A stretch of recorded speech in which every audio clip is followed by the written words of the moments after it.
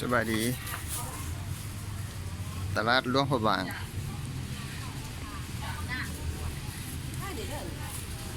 ไล่อันไล่แนวมะกรค่ายเป็นโลอ่ะ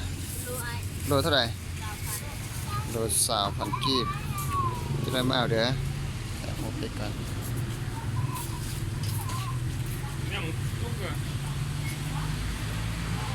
ประกันให้เอามาแต่ทราบบ่โอ้โหมาแต่เสียงข่วงค่าเป็นโลว่ะอันนี้เด้โตกัดดอกโลเท่าไหร่ตัวนี้เด้โล6,000จะได้มาซื้อน้ำมันแก้วผักกาด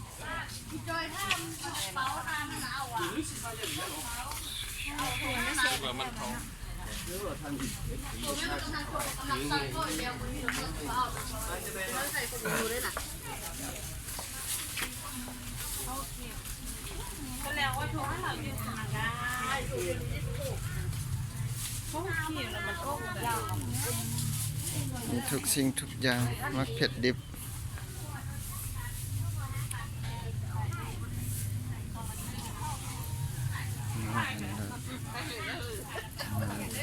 กีบ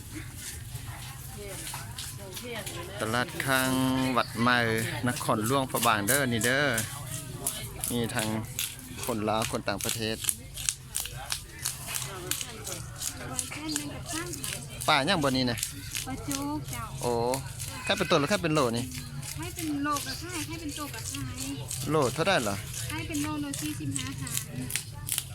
รอยู่บ้านเฮาหรือว่าเอามาเตเวียงวะนี่โลป่าน้ำข้าวหอมอืม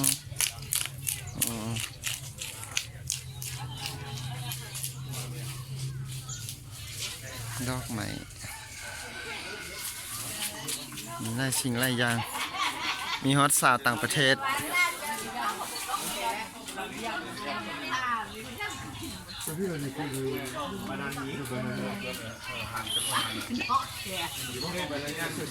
ใช่เราเทียบกันนะ